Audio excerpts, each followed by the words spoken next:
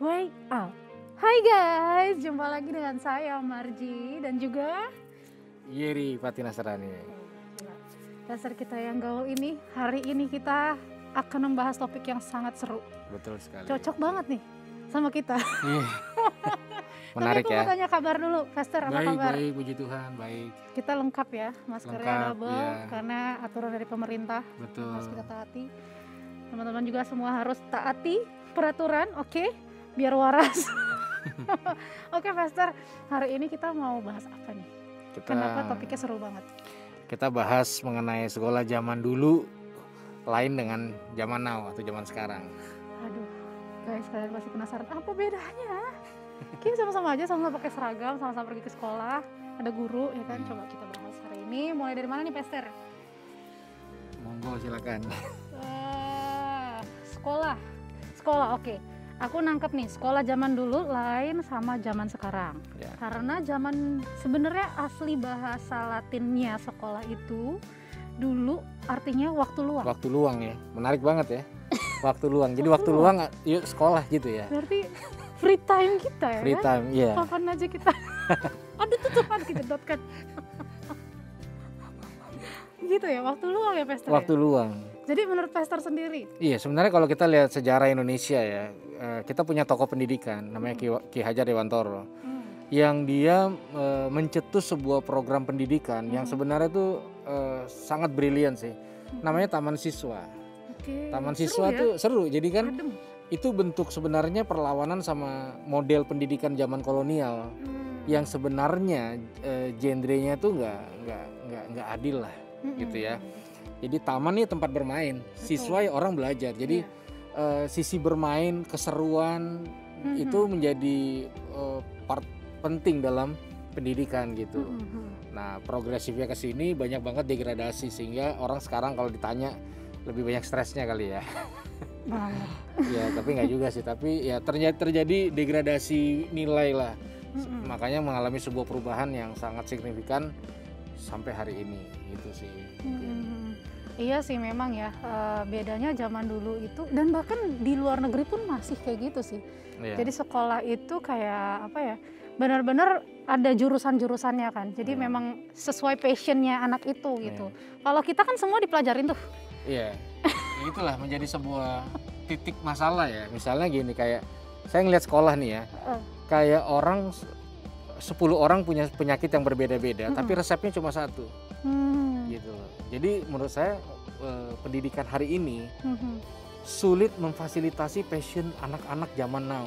Iya ya. Jadi akhirnya semuanya dipelajarin aja. Semua pokoknya yang pinter matematika, sama fisika, sama kimia itu derajatnya lebih tinggi lah dibanding yang punya passion bahasa IPA, misalnya, atau dia IPS. ke sesuatu yang sifatnya art gitu. Dan akhirnya itu menjadi sebuah persaingan yang gak sehat juga, di mana bunda-bundanya juga punya ambisi untuk Betul. menyingkirkan anak-anak yang lain dengan cara mengeksploitasi anak-anak yang ada sebenarnya untuk kepentingan orang tuanya juga ya. Jadi udah keblunder sih kayaknya hari-hari ini dalam Iya ya.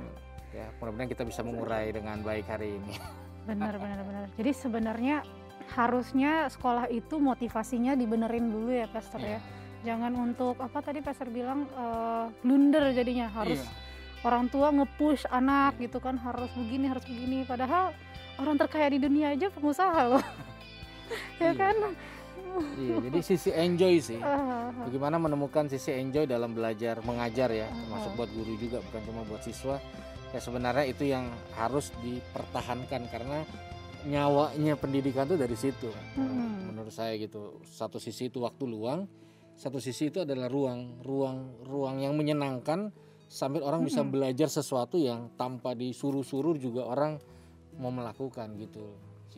Oke. Jadi kalau menurut Pastor nih ya, apa sih yang bisa dilakukan? Ini kan kembali lagi kita di sini acara rohani ya. Dilakukan sama peran gereja ya. Mungkin ya, peran gereja untuk pendidikan, untuk mendukung pendidikan zaman sekarang gitu. Ya, harusnya hadir sih ya.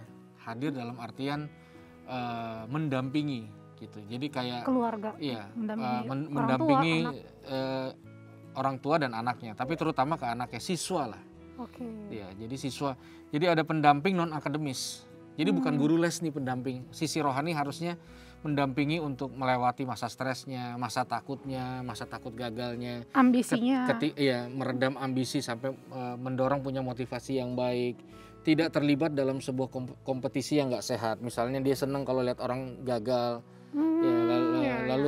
lalu sedih kalau lihat orang berhasil. Jadi ada peranan pelayanan itu adalah membuat pondasinya, motivasi awalnya, bahkan arah belajarnya, lalu meaning belajarnya itu. Dan menurut saya sih itu sangat penting ya, pendampingan non akademis yang dilakukan, sehingga apapun pola pengajaran yang diambil oleh orang tua untuk anaknya tidak berdampak sesuatu yang negatif.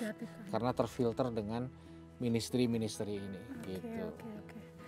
Iya, jadi kalau aku lihat memang peran gereja pun penting banget ya, supaya mengarahkan keluarga, terlebih orang tua dan anak, supaya pendidikan itu fokusnya jangan sampai salah fokus gitu. Terus apalagi ya, kalau menurut Pastor, kalau misalnya ada orang tua yang nge-push tadi anaknya harus ranking 1, kalau nggak ranking 1 kadang-kadang uang jajannya dikurangin atau apa, bahkan banyak banget yang udah belajar sampai dari jam 7 pagi sampai jam 3 masih dielesin lagi. Terus kadang-kadang apa ya, waktu bermain aja tuh kurang gitu. Gitu. Itu menurut Pastor gimana tuh? Ya itu yang perlu diurai ya. Contoh misalnya, waktu kamu SD, guru Muji kan wali kelas ya, satu. Dia ngajar semua mata pelajaran kan. Nah waktu kita SMP kan udah mulai beda ya. Beda. Jadi guru biologi beda, guru matematika beda. Nah kenapa gurunya beda-beda? Karena nggak semua guru menguasai mata pelajaran secara general, betul nggak? Betul. Makanya ada guru olahraga. Nah guru aja nggak bisa menguasai semua. Lo kenapa muridnya harus menguasai semua? Pinter. Iya dong. Ya makanya disitulah gapnya yang terjadi gitu loh. Betul. Jadi kayak anak-anak itu harus, sedangkan ada gap yang which is belum tentu orang tua juga di fase itu bisa. Nah disitulah munculnya sekolah terbaik lah, sekolah internasional. Sekarang gini, ini ya cara berpikirnya ya. Kalau sekolah adalah tools untuk mencerdaskan rakyat, tapi kenapa yang diterima yang pinter doang? Itu kan sebuah pertanyaan yang akhirnya orang harus nge-push dirinya ke dalam satu keberhasilan, entah itu ranking, entah itu apa, demi sebuah kepuasan, tapi belum tentu itu sebuah understanding atau pengalaman hidup yang bermakna. Nah makanya kayaknya perlu di-blend antara value kerajaan Allah, nilai-nilai, dan jadi menurut saya nih ya, ini kan opini pribadi, nggak bisa dibiarkan sendiri pendidikan ini berjalan tanpa campur tangan hal-hal yang sifatnya kekal, which is takut akan Tuhan tuh awal dari pengetahuan. Gitu. Kalau nggak kita akan liar, kita akan blunder, dan kita akan semuanya akan stres. Orang tua stres, guru stres, murid juga stres. Gitu. Iya betul. Jadi itu sih Ji kayaknya. Aku setuju sih, bukan cuma pendapat Pastor sih, karena aku setuju sama pendapat Pastor gitu, karena dari pengalaman pribadi aku ya, kayaknya pendidikan mental tuh penting banget. Bukan cuma pendidikan akademis ya, mental tuh penting supaya apalagi kalau misalnya kita cari kerja gitu ya. Misalnya kamu tuh ijazahnya udah bagus banget, tapi kalau misalnya soft skillnya kurang, gak bakal diterima. Orang juga bakal males gitu sama orang yang petantang-petenteng ya kan. Jadi makanya menurut aku pendidikan mental tuh penting banget gitu, biar nggak so pintar gitu kan. Which is itu kan miskin di kurikulum sekarang ini. Mereka mengajar sebuah nilai-nilai akademis sehingga banyak anak-anak dalam kondisi otak mereka sangat jenius, intelektual mereka sangat luar biasa, tapi hati mereka kosong. Betul. Mereka nggak punya empati, mereka gampang nyerah, mereka nggak punya fighting spirit yang kuat, mereka nggak bisa berbagi, mereka nggak mengerjakan dengan passion. Jadi hati ini kosong. Nah ini yang harus diwaspadai sih, produk-produk dari akademis yang pada umumnya banyak terjadi. Makanya rasanya ini penting banget acara ini ya. Dan kalau mudah-mudahan acara ini juga bisa di forward ke orang tua. Kalau bingung ngomongnya ke orang tua, ya forward aja lah acara ini gitu ya. Karena memang penting banget. Dan ini bukan ngadi-ngadi ya Pastor ya. Karena dari pengalaman banyak orang, banyak banget orang-orang pintar yang akhirnya sakit mental. itu bahkan aku kenal orangnya juga beberapa gitu. Jadi menurut aku ini penting banget ya teman-teman buat kita bahas, juga buat di-sharing sama orang tua dan teman-teman, bahkan mungkin guru juga bisa gitu. Karena ini kita harus saling merangkul ya Pastor ya. Untuk tercapainya pendidikan mental yang kuat, pendidikan akademis juga yang mendukung. Sinergi bersama, paralel gitu berjalan. Betul sekali. Ya, oke Pastor. Sekian segmen 1, kita lanjut lagi segmen 2, bakal seru banget karena akan ada banyak pertanyaan-pertanyaan menarik juga.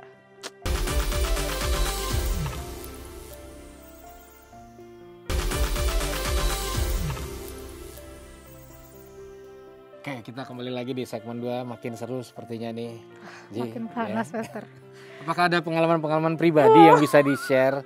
Yang personal, mungkin juga bisa menyentuh secara personal gitu. Terlalu personal. Oh, terlalu personal ya. Cerita nih Pastor. Cerita dong. Aduh, jadi kan way out nih, orang bisa ditolong dan keluar ya. Jadi ngomong-ngomong soal sakit mental tadi gara-gara pendidikan ya, banyak banget orang yang aku kenal, lumayan banyak gitu, dan bahkan orang terdekat aku dulu. Terdekat ya. Iya, jadi itu saking pinternya, ranking 1 terus di sekolah dari SD, SMP, SMA, bahkan sampai dapat pendidikan ke luar negeri gitu, sampai jenjang pendidikannya tinggi banget gitu kan, saking pinternya gitu. Tapi akhirnya dia punya pressure kalau dia itu harus standar kerjaannya begini di atas rata-rata gitu kan, karena dia udah saking tingginya pendidikannya. Sedangkan di dunia, di Indonesia ini cari kerja lumayan susah gitu kan. Jadi begitu nggak dapat kerjaan yang sesuai dengan ekspektasi dia, akhirnya ya muncullah ada gangguan mental itu tadi. Gangguan mental ya. Iya, dan itu real loh Pastor. Bener-bener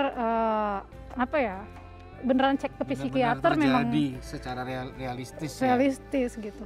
Dan bahkan banyak cerita-cerita yang sampai ada yang bunuh dosennya atau ada yang bahkan dibunuh dosen. Ada banyaklah cerita-cerita serem di balik orang-orang yang terlalu pintar. Kayak itu yang mungkin kita bahas di segmen ini, bahwa ternyata nih banyak orang belajar dengan sedemikian kerasnya sampai nggak ada yang bisa dipelajari apa-apa dari hidupnya. Betul. Nah itu karena itu yang mau kita urai dan kita bahas, bahwa ternyata kemampuan intelektual akademis kadang-kadang nggak berbanding sejajar dengan kesehatan mental, ya kan, kedamaian jiwa, lalu kedalaman karakter. Ya, dia mungkin ranking 1 tapi nggak mau ngantri. Iya betul. Tukang bohong dan nggak jujur. Nah itu kayaknya yang kita perlu dorong supaya teman-teman ini melihat bahwa orientasi pendidikan tuh nggak cuma cerdas dan jenius, gitu. Tapi ada sebuah keberhasilan untuk mencapai kepuasan jiwa dan karakter yang teruji, terutama di dalam Kristus, gitu sih. Pembelajaran hidup. Iya. Sehingga orang nggak pinter, dia tahu banyak, tapi orientasi dalam hidupnya banyak melenceng gitu. Dia terlibat dalam krisis-krisis moral yang harusnya orang sepintar dia nggak melakukan. Nah, aku kasihan sih sama orang yang maksudnya saking pinternya. Bahkan waktu aku dengar dia ada sakit mental itu, aku sampai nangis loh Pastor. Kayak miris banget ya, maksud aku kayak kok kasihan gitu. Aku tuh pengen merangkul, tapi ya apa daya, saya hanya manusia juga gitu kan. Gitu. Itulah yang aku makanya gembar-gemborin ke semua orang ya. Aku sering banget sharing juga kalau pendidikan mental itu penting banget, dan peran gereja, peran keluarga terutama itu penting banget. Krusial ya. Setuju gak kalau sejatinya pendidikan itu harusnya mulai dari rumah. Setuju banget. Jadi bahwasanya keluarga tidak boleh meletakkan tanggung jawab pendidikan ke organisasi akademis, bahkan organisasi gereja bahwa. Jadi kalau saya punya prinsip gini, kan saya punya anak nih, saya nggak mau anak saya kenal Tuhan pertama kali di sekolah minggu. Itu kegagalan buat saya. Saya mau dia kenal Tuhan pertama kali di rumah sama saya. Gitu loh. Saya mau dia melihat citra Tuhan lewat cara saya memperlakukan istri, cara saya nutup lemari, cara saya memperlakukan orang, cara saya menilai orang. Dan menurut saya sebelum dia belajar begitu banyak hal akademis, kurikulum dan sebagainya, saya mau dia mendapatkan sebuah tatanan yang sehat. Makanya saya homeschooling, Ji.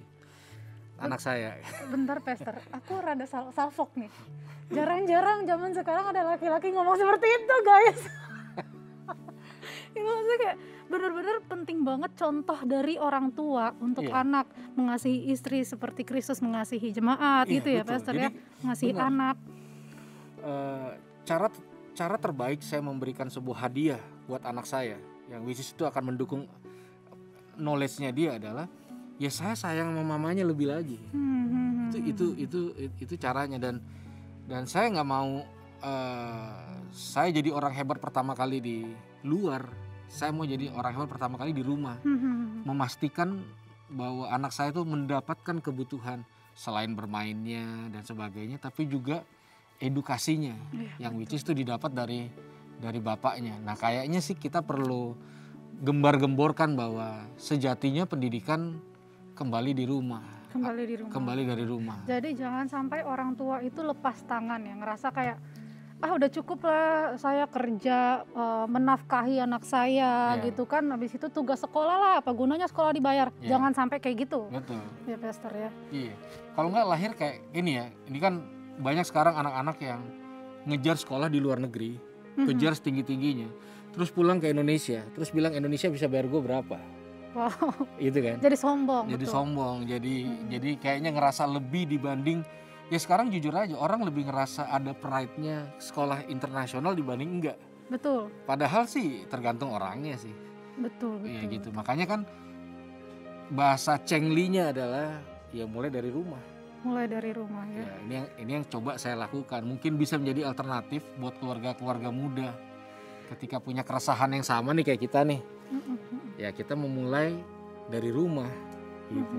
Tapi relate gak sih ini Pastor dengan keadaan pandemi ini ya? Bukannya kita bersuka cita dengan pandemi, tapi kayak aku ngerasanya kayak ini cara Tuhan untuk supaya keluarga-keluarga itu semakin peka satu sama lain, saling mengasihi, dan orang tua jadi tahu anaknya seperti apa dalam belajar, dalam dalam karakternya gitu ya. Kayaknya pandemi ini salah satu cara Tuhan juga sih untuk menyentuh banyak keluarga ya Pastor ya.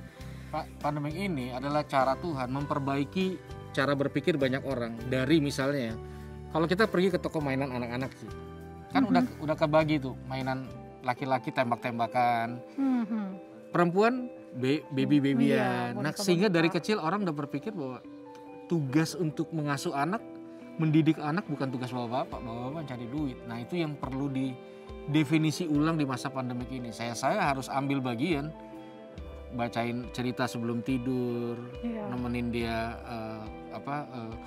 aktivitas dia ini sehari-hari. Saya ngajar juga kurikulumnya ya, dia belajar dari rumah, dari bapaknya. Dan kayaknya itu penting banget untuk kesehatan jiwa anak sih. Betul banget Pastor, benar. Karena kalau misalnya tidak dibarengi dengan pendidikan keluarga, karakternya tidak diketahui sama orang tua, banyak anak di luar sana akhirnya jadi ngaco di luar. Betul. Kehidupannya dia pinter di pendidikan tapi di sosialnya ngaco. Itu dia. Bahkan ada yang kita tahulah kasus yang kemarin ada pembunuhan sianida, itu kan bukan sekolah yang ece-ece loh, itu sekolah di luar negeri gitu kan. Tapi ya akhirnya dia jadi mencelakakan orang lain karena dia kurang pendidikan mental tadi. Betul. Gitu kan. Terus bahkan juga sampai kita kalau ngomongin soal free sex, narkoba, akhirnya tuh banyak yang salah jalan karena dia mungkin stres sama tuntutan di sekolah gitu, jadi akhirnya cari pelarian yang salah. Betul. Gitu. Betul. Itu sebabnya kenapa saya yakin banget nih harus mulai dari rumah. Kayak misalnya saya, setiap kali saya habis ngajar anak saya peluk dia, anak perempuan. Kenapa? Supaya suatu saat dia tahu mana pelukan nafsu, mana pelukan tulus. Jadi bukan cuma knowledge-nya 3+5-nya dia dapat, tapi rasa akan sesuatu yang positif yang datang dari Tuhan, dia juga penuh. Sehingga waktu dia stres, kita push dia di dalam akademisnya, ayo belajar gini. Dia nggak mencari sebuah kompensasi lain, karena yang ngajar dia adalah orang yang punya kontribusi besar sama dia, yaitu orang tuanya. Wow, itu penting banget sih Pastor. Penting banget benar-benar. Karena jujur aku sebagai perempuan sendiri even udah yang segitunya diajarin orang tua aja, kadang-kadang tuh masih ada trouble di luar sana yang bikin aku tuh kayak, oh pacar aku segalanya gitu. Kembali ke situ ya. Kembali ke situ. Jadi kayak memang penting banget kalau kayak yang tadi Pastor bilang, kasih sayang orang tua harus benar-benar dirasakan. Bukan sekedar oh gue udah meluk anak, bukan sekedar gitu, tapi bahkan cari tahu nih anak saya talentanya di mana, karakternya seperti apa, yang cocok dikasih buat anak ini apa gitu ya Pastor ya. Menarik sih memang. Mungkin saya tutup dengan satu kisah di Alkitab ya. Orang Israel tuh punya tradisi didik anak. Jadi waktu dia baru memulai akil balik, bapaknya bawa anak itu ke sinagoga. Lalu Taurat itu dibuka. Nah, anaknya ditutup matanya, lalu tangannya suruh pegang Taurat itu. Jadi indranya pegang, lalu bapaknya ngambil madu. Nah, lalu bapaknya taruh madu di atas langit-langit lidah anaknya, lalu bapaknya bilang sama anaknya, "Nak, Taurat itu semanis madu yang kamu rasa." Nah, sejak itu imajinasinya akan orientasi kepada Tuhan berubah. Nah, itu maksudnya pondasi-pondasi yang jadi bekal nanti ketika anak mau sekolah di luar negeri, di luar kota, dia akan ingat value-value yang ditanam oleh orang tuanya sebagai dasar pendidikannya. Dan itu tantangan buat keluarga-keluarga muda sih, atau calon-calon keluarga yang mau melangkah dengan iman ke jenjang yang lebih serius. Menarik, Ji. Menarik banget. Jadi ditanamkan ke anak bahwa kebahagiaan itu yang manis itu cuma dari Taurat Tuhan. Iya. Oh gila, keren banget guys. Makin panas, makin seru, makin asik. Pokoknya kalian harus terus lanjutin sampai episode-episode berikutnya. Dan tunggu segmen berikutnya akan ada hal-hal yang lebih menarik dari pengalaman pribadi orang-orang yang memberikan pertanyaan kepada kita. Saksikan terus Way Out.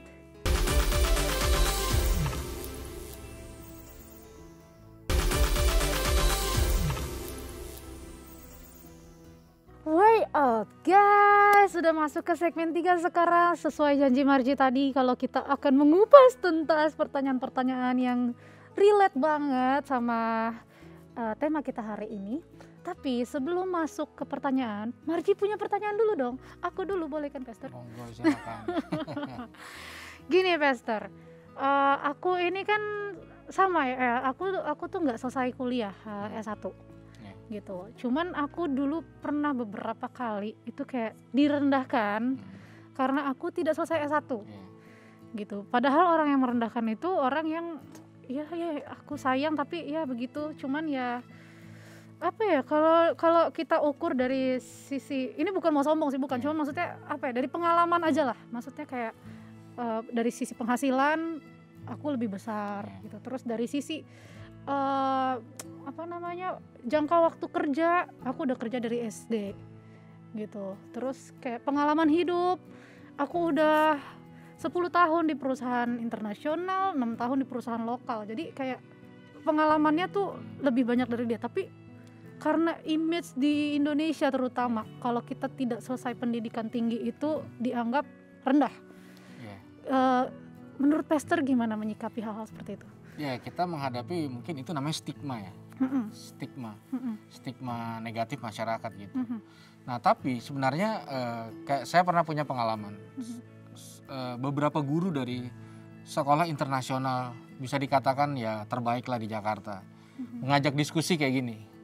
Lalu dia tanya, apakah ada yang salah dengan kurikulum kami? Padahal itu kurikulum the best. Pernah nanya. Jadi ini dari hati ke hati. Jadi nggak official. Pastor diundang ke sekolahnya gitu. Iya, saya datang ke sekolahnya, ngobrol gitu.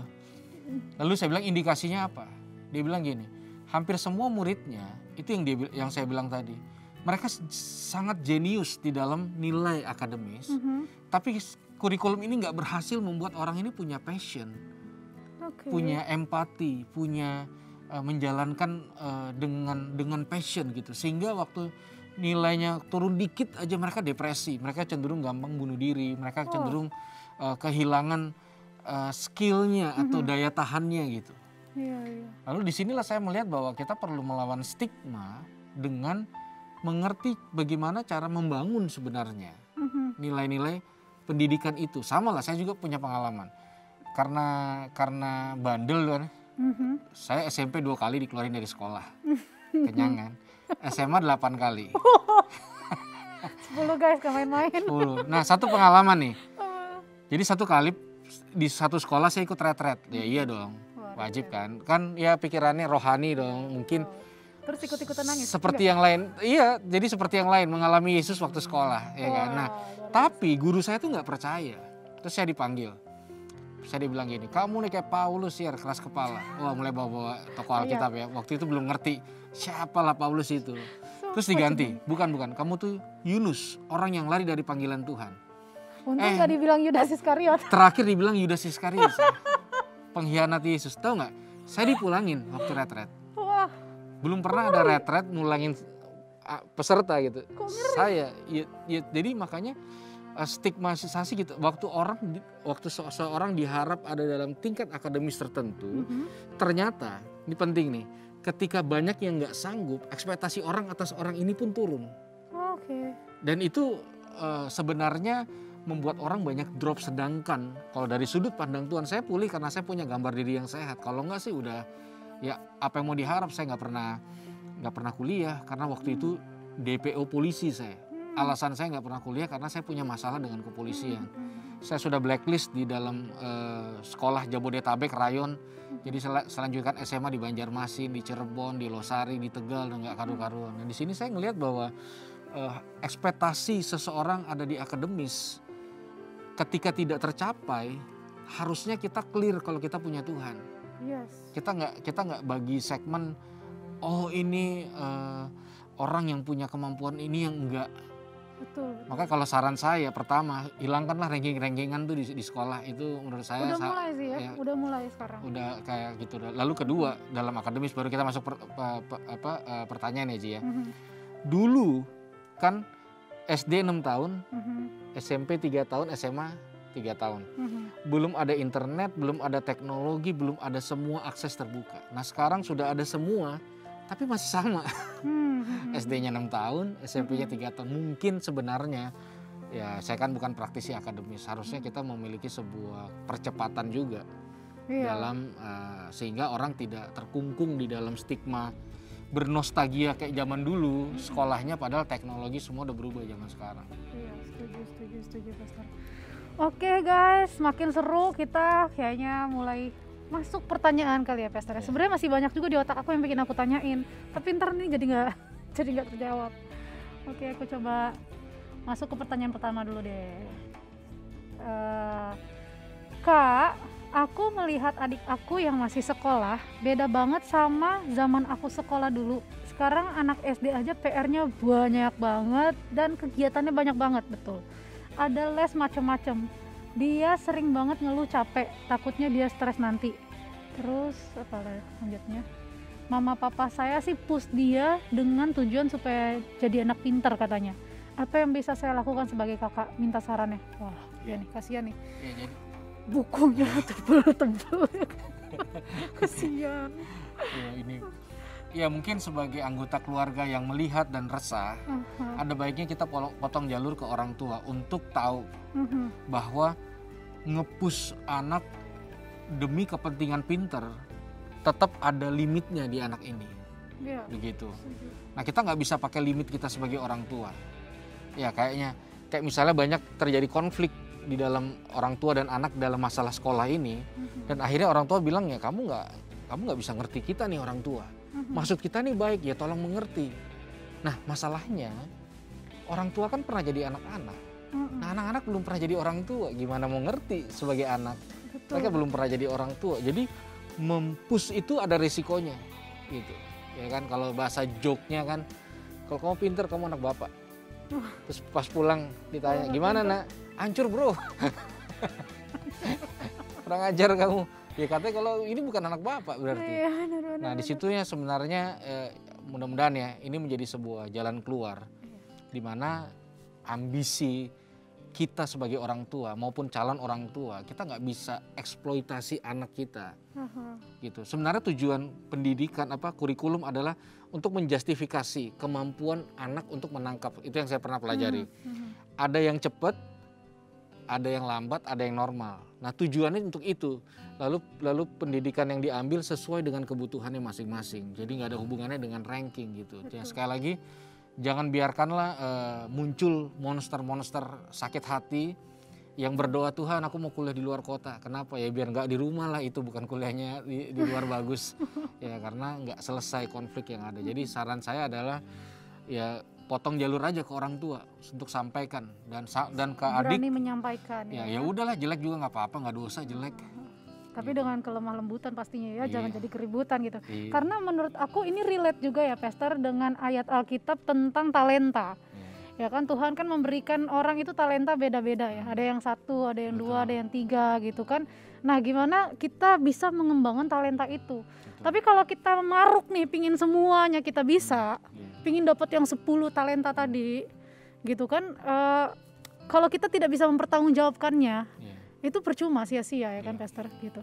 Jadi menurut aku kembali lagi tadi kayak Pastor bilang ke kerohanian dalam keluarga juga ya, supaya berjalan dengan seturut dengan kehendak Tuhan gitu. Jadi jangan sekehendak pribadi orang tua gitu. Terus kita masuk ke pertanyaan kedua. Kak, gimana cara hadapi orang tua yang memaksa kehendaknya ke anak soal masa depan? Aku kan sebentar lagi kuliah. Papa aku bilang aku harus kuliah komputer atau informatika. Banyak yang gini. Supaya gampang dapat kerjaan katanya. Waduh. Sedangkan passion aku di seni, Kak. Aku suka musik. Rencananya aku mau sekolah musik. Gimana ya, Kak? Minta sarannya. Oke, ini kan menarik ya. Sampai kapanpun anak adalah anak, orang tua adalah orang tua. Gitu. Jadi firman Tuhan juga berkata, hormatilah orang tuamu tanpa alasan. Ya, jadi nggak bisa kita akhirnya membenci atau memunculkan sebuah pemberontakan terhadap orang tua. Kalau kita lakukan itu, apapun yang kita kerjakan nggak akan berhasil. Betul. Pekerjaan apa yang bisa dihasilkan dari sebuah pemberontakan? Nggak ada pasti. Betul. Nah, lalu bagaimana dengan passion? Nah, saran saya sih, jangan kubur itu passion mimpinya. Oke. Jangan kubur, tetap pelihara, tetap jaga. Setuju. Minimal mungkin andai kata nggak bisa terselesaikan, habis kuliah ya tetap ngulik lagu, tetap ngulik instrumennya. Setuju, Pastor. Iya kan, sekarang kan kamu di industri musik, ada sound engineer, ya kan, ada produser video klip, ada begitu banyak. Beda gitu. Dulu orang, lu mau makan apa dengan jadi musisi? Betul. Iya kan, sekarang orang jadi YouTubers aja ngomong kotor bisa dapat duit. Kasarnya begitu kan. Benar, betul. Nah, itu kan yang harusnya perlu gap orang tua ini ngerti. Makanya saran saya, jangan pernah sekali-sekali berpikir untuk mengkubur talenta atau passion. Iya. Gitu. Siapa tahu itu akan jadi core utama dan menjadi sumber penghasilan. Betul. Dapurmu ngebul nanti dari musik ya, siapa tahu. Tapi jangan berontak sama orang tua. Setuju. Dan aku kalau dari pengalaman pribadi aku ya, Pastor, di sini menurut aku peran anak juga perlu ya. Maksudnya jangan apa-apa nyalahin orang tua, karena orang tua kan mungkin mikirnya ya benar, dia pingin yang terbaik buat anak pastinya gitu kan.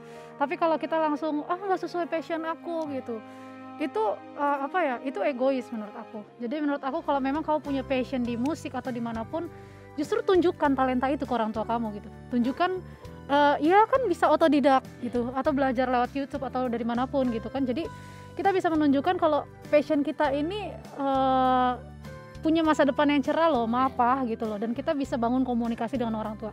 Contohnya aku saat itu aku dari kecil penyanyi gitu, maksudnya, tapi papa aku sebenarnya nggak setuju aku jadi penyanyi.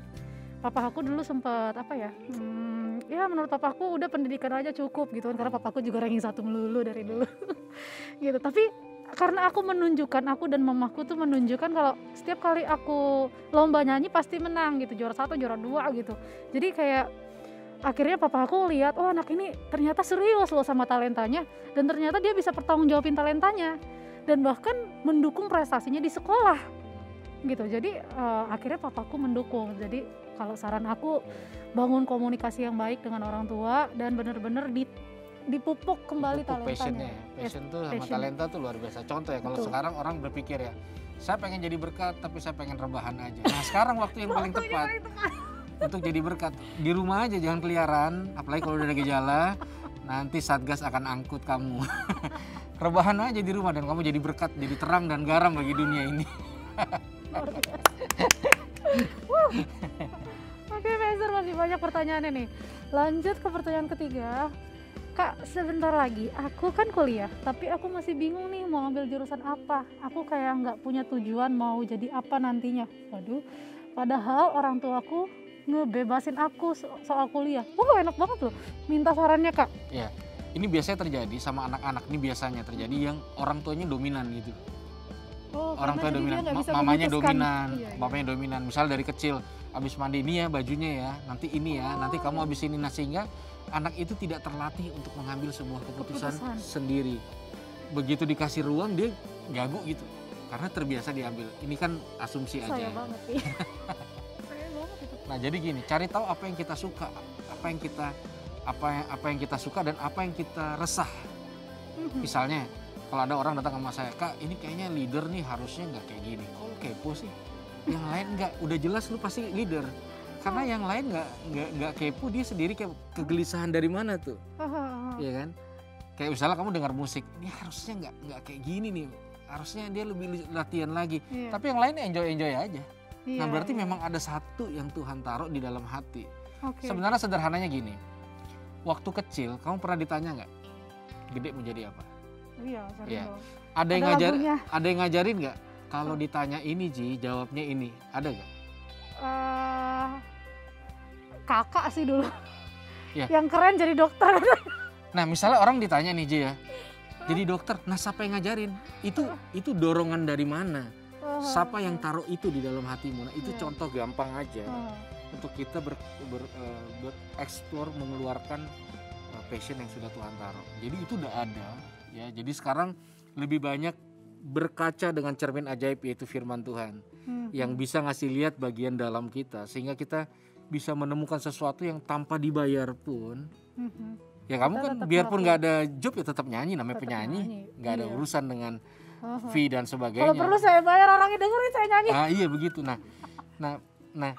luangin waktu, energi untuk menemukan itu, baru memutuskan jadi jurusan apa. Salah sih juga ya sudahlah, tinggal ganti kalau bisa.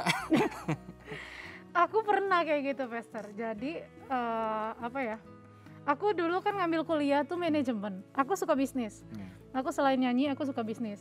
Tapi mama aku dulu sempat kayak karena aku banyak bolosnya, karena aku kan nyanyi sibuk banget waktu itu zaman dulu. Akhirnya banyak ketinggalan lah gitu. Terus kata mamaku, udah ngambil itu aja, informatika biar cepet lulus katanya gitu kan. Gitu. Terus karena itu sejalan juga sama karir aku katanya gitu. Tapi passion aku nggak di situ gitu kan. Passion aku nggak di situ. Akhirnya masuk sekolah juga jadi ogah-ogahan gitu. Gitu. Terus akhirnya ya aku mau bicarain lagi sama orang tua, akhirnya balik lagi. Tetap nggak selesai juga sih. Ya paling nggak punya kesempatan lah ya untuk ya, dibanding ada orang yang tanya orang tuanya, lalu orang tuanya menyarankan di kampus Udayana aja. Hah, maksudnya apa? Udayana. Udayana, kamu belajar sendiri aja. Papa mama nggak sanggup. Kalau aku sih waktu itu orang tua aku sih sebenarnya nggak terlalu nge-push ya, tapi puji Tuhan akunya sih yang pingin A, pingin B, pingin C gitu. Akhirnya kelabakan sendiri. So pintar waktu itu. Berarti kalau orang tahu banyak malah makin bingung ya milihnya apa ya? Makin bingung karena bener, jadi kayak dulu mama papaku saranin mending aku kayak libur dulu lah setahun 2 tahun, karena saat itu aku lagi sibuk banget karir gitu kan. Akunya nggak mau, sok pinter ya kan. Nggak, aku mau tetap kuliah. Akhirnya buang-buang duit doang. Aduh. Oke, ke pertanyaan nomor 4 lanjut, Pastor. Kak, aku akan kuliah sambil kerja. Wih, kayak saya dong. Tapi aku lagi ada di titik jenuh nih kuliahnya. Nah, bener nih. Ini lagi nikmatin kerjaan, enak dapat duit. Tuh kan, bener. Lagi mulai repot bagi waktunya antara kerjaan sama kuliah. Aku harus gimana ya? Sebenarnya dia udah tahu. Lebih enakan duit dibanding belajar. Udahlah. Iya kan?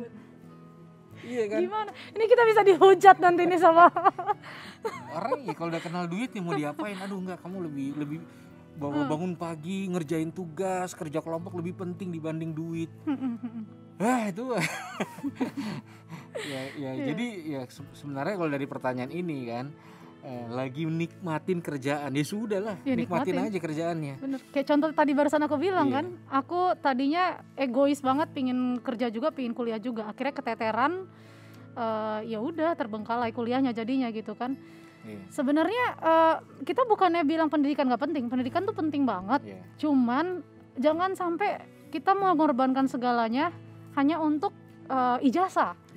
Gitu loh, hanya untuk sebuah ijazah, jangan sampai seperti itu. Jadi kita harus lihat dulu di tujuan hidup kita sebenarnya itu apa sih gitu loh. Kalau memang bekerja untuk keluarga atau untuk karir yang bagus, kan kita bisa menggali potensi itu dengan cara yang lebih wise gitu ya, Pastor ya. Aduh, masih banyak banget pertanyaannya Pastor. Cuman kayaknya kita akan lanjut di segmen berikutnya, karena kayaknya banyak banget yang benar-benar penasaran banget nih soal pendidikan nih. Jadi ditunggu ya di segmen berikutnya.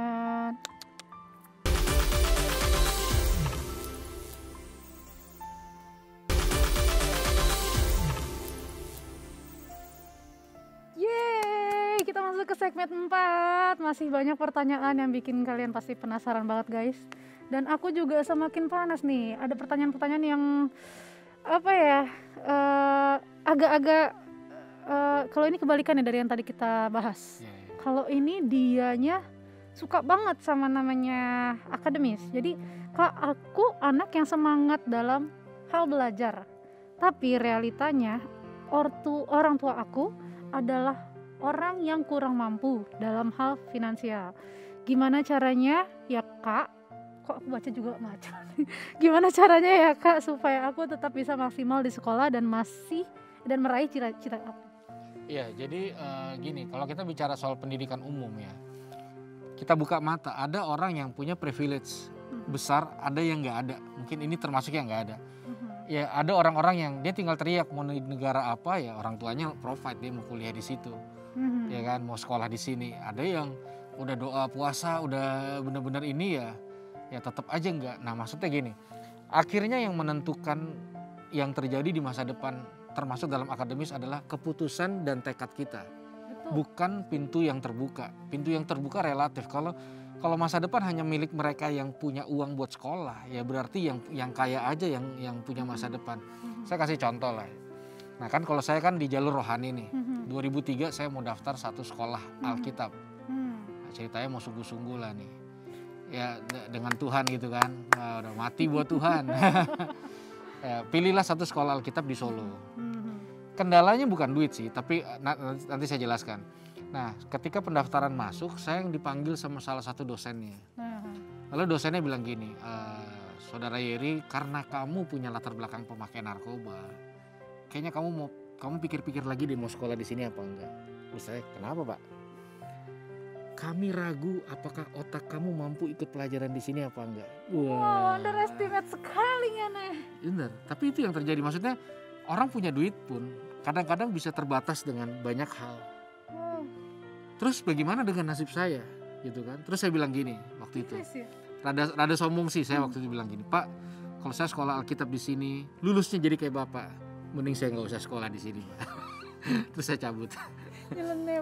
Tapi apa yang saya lakukan? Saya habiskan mungkin 1 atau 2 tahun hidup saya di toko buku rohani. Sampai diusir karena saya nggak punya duit beli. Jadi saya habiskan, saya disiplin, saya latihan praktek sendiri, saya latihan khotbah sendiri, saya latihan homiletik sendiri, saya latihan hermeneutik sendiri, saya latihan semua. Kalau ada berkat, saya cari orang yang punya ilmu, saya traktir, ajak makan, dia kenyang, abis itu saya ambil ilmunya sampai habis. Saya investasi, belajar sendiri semua dari A sampai Z. Saya latih bertahun-tahun cara ngomong sama orang tua, sama anak-anak, cara belajar ngomong sama pemuda, sama orang di penjara, sama yang kaya, sama yang miskin, sama yang pinter, sama yang enggak. Jadi saya push diri saya gitu. Orang nggak kasih saya ruang, nggak apa-apa. Saya tunggu orang selesai ibadah, bertahun-tahun saya latih ngomong di depan mimbar, di depan kursi kosong, di depan kaca. Itu udah nggak kehitung gitu. Saya jejer bantal-bantal saya tiap malam untuk melatih ngajar sekolah minggu. Halo adik-adik, shalom. Bantal-bantal semua. Artinya uang bukan segalanya yang menentukan, tapi tekad dan niat kita gitu loh. Jadi kalau yang ngalamin kayak gini, push lah, gedein lah nyali, kita punya Tuhan. Kenapa Tuhan kasih kita 2 kaki? Supaya kita nggak ada di tempat yang sama terus menerus. Betul. Melangkah aja. Dan saya percaya waktu kita ngambil 1 langkah, Tuhan bisa buat ribuan langkah. Dan hari ini, sekalipun saya nggak pernah kuliah, termasuk sekolah Alkitab, saya diberi kesempatan Tuhan untuk pergi ke banyak kampus terbaik di Indonesia dan ngajar juga di sekolah Alkitab. Itu saya juga bingung kenapa sekolah Alkitab mengizinkan saya ngajar gitu. Tapi artinya ada sesuatu yang saya punya yang bukan cuma sekedar dari akademis aja. Nah, mungkin itu sih. Setuju. Aku kalau pengalaman pribadi aku, Pastor, mengenai biaya sekolah ya. Kebetulan ini relate juga sama kehidupan aku. Kayaknya cerita hidupku banyak banget ya. Jadi orang tua aku, papa aku ini sebenarnya pejabat lah di keuangan negara. Tapi papa aku ini orangnya idealis sekali, tidak mau korupsi. Saking idealisnya, akhirnya ya tahulah gaji pegawai negeri tok tuh berapa ya kan. Sedangkan anak 6, ya otomatis bayar uang sekolah nunggak sampai 4 bulan gitu kan. Nah itulah kenapa makanya dari kecil aku udah kerja, udah nyanyi, cari uang, ikut lomba-lomba gitu. Nah di situ aku melihat peran anak juga sih, namanya peran anak, peran istri juga gitu ya, peran suami. Kenapa Tuhan bilang istri itu adalah penolong yang sepadan untuk suami gitu kan. Jadi jangan apa-apa semua dilimpahin ke suami gitu kan, karena harus ada peran, namanya keluarga harus saling merangkul lah, saling topang menopang gitu. Nah disitulah saat itu peran mama dan aku saat itu membantu keuangan papa keluarga gitu kan. Jadi puji Tuhan dengan kita mengambil peran masing-masing, saling mendukung, ya Tuhan melimpahkan berkat itu gitu. Dan sampai aku kuliah sampai sekarang, bahkan yang nggak disangka-sangka loh, Pastor. Orang kan pasti mikirnya seorang pejabat pasti mewah banget hidupnya, ini banget gitu kan. Tapi papa aku hidup sederhana banget. Tapi Tuhan kasih berkat lewat anak dan istrinya gitu. Dan itu menurut aku suatu hal yang luar biasa sih. Gitu. Jadi bukannya jadi kesombongan buat istri dan anak, tapi justru kayak disitulah kita ngerasain kalau ternyata papa itu udah berusaha semaksimal mungkin. Memang kerja itu capek ya gitu. Ternyata kerja itu memang susah ya menghasilkan uang. Jadi saling ngerti, saling punya rasa gitu. Jadi menurut aku kembali lagi ke Alkitab ya, kita harus ngelihat peran masing-masing keluarga itu seperti apa. Jadi jangan egois, suami yang nafkahin udah enak aja gitu kan. Terus anak cuma nuntut sama orang tua, gue kan anak, gue kerjanya cuma sekolah, minta duit. Jadi jangan seperti itu. Kita harus saling mengerti, saling mengisi, saling membantu gitu ya, Pastor ya. Menarik, itu kalau pengalaman cerita aku sih. Next, ini tadi kelewatan, tadi itu pertanyaan nomor 6. Ini nomor 5-nya sebenarnya. Kak, aku lama-lama bosen nih masih sekolah online terus, dan sekarang malah khawatir soal masa depan. Mikirnya pasti ke depan bakalan sulit nih dapat kerjaan karena situasi makin gak menentu. Apalagi sekarang ada pandemi COVID. Nasihat apa yang bisa dikasih ke aku supaya tetap optimis? Gimana, Pastor? Ya paling nggak jangan berpikir kalau kita sekolah online sekarang nanti masa depannya di-download gitu. Iya. ya enggak lah. Jadi sekali lagi, seperti apa kita di masa depan terlihat lewat kumpulan keputusan kita hari ini. Sesederhana itu. Jadi orang bisa nggak online tapi nggak punya masa depan kok. Iya kan. Jadi yang menentukan adalah putuskan sesuatu yang bermanfaat, yang positif, yang baik hari ini. Dan saya percaya itulah modal bagaimana kita akan jadi seperti apa 5, 10, 20 tahun dari hari ini gitu. Jadi putuskan aja sesuatu yang baik, dan ini tidak ada hubungannya dengan online. Ini cuma hal yang numpang lewat doang gitu. Yang nggak akan selamanya akan ketemu online atau belajar online terus ya. Selama masih harus online ya sudahlah. Gitu. Bahkan mungkin kita bisa cari peluang dari sini ya. Betul. Semakin banyak yang bisa dipelajarin, semakin banyak yang bisa dikerjain, wawasan semakin terbuka lewat internet gitu. Jadi jangan selalu melihat sisi negatifnya, tapi lihat peluang-peluang baru di setiap kesempatannya gitu. Oke, next pertanyaannya seru-seru nih. Nomor 7, Kak, aku lagi ngelamar kerjaan. Aku ngelamar sesuai background pendidikan aku, tapi udah lama nggak ada panggilan interview. Kalau aku lamar kerjaan di luar background pendidikan aku, oke nggak ya? Minta advice dong. Ya menurut saya oke sih. Ya sekarang kan namanya kita bekerja. Menurut saya gini, bekerja itu mempertanggungjawabkan talenta yang sudah Tuhan kasih. Masalah dipenuhi kebutuhan kita tuh urusan Tuhan. Betul. Ya, jadi kita nggak perlu khawatir. Nah, kita perlu mempertanggungjawabkan talenta yang ada juga termasuk mengembangkan yang ada. Nah, ketika kita mengambil sesuatu yang di luar expert kita, background kita, itu adalah salah satu tanggung jawab kita untuk memperluas mungkin ini kesempatan memperluas talenta dan skill. Siapa tahu di situ kita sadar bahwa wah kita punya kelebihan lain selain jurusan yang kita pilih. Dan kalau itu yang terbuka ya kenapa enggak? Ya, kayaknya untuk masa-masa sekarang sulit kita beridealis. Betul. Gak bisa ya lama-lama kita nggak kerja. Betul banget, gitu. Pastor, benar. Aku ada ayat yang aku tulis di kamar, Pastor. Kolose 3 ayat 23. Apapun juga yang kau perbuat, perbuatlah dengan segenap hatimu seperti untuk Tuhan dan bukan untuk manusia. Karena pada dasarnya yang memberi berkat itu kan Tuhan gitu. Betul. Jadi apa aja yang kita kerjakan selama itu sesuai dengan kehendak Tuhan, itu pasti akan diberkatin Tuhan. Betul. Gitu. Dan jangan hitung-hitungan ya, Pastor. Kalau kita udah betul. Kalau kita misalnya dipercayain gini, aku punya pengalaman dulu pas zaman Mama Mia itu, wah penghasilan aku gede banget. Standar pembayaran aku satu job itu sekian-sekian lah ya. Pokoknya aku 3 digit lah tiap bulan dulu gitu. Terus tapi pada saat keadaannya tidak memadai, aku harus merendahkan hatiku. Kalau Tuhan kasihnya segini gitu ya, aku ya sudah lakukan gitu. Memang itu yang harus aku kerjakan. Bahkan pekerjaan yang tidak pingin aku kerjain pun mau gak mau aku kerjain. Contohnya, kalau dulu zaman namanya artis gitu kan selalu di servis, kadang-kadang turun dari pesawat aja pakai karpet merah, kadang-kadang begitu.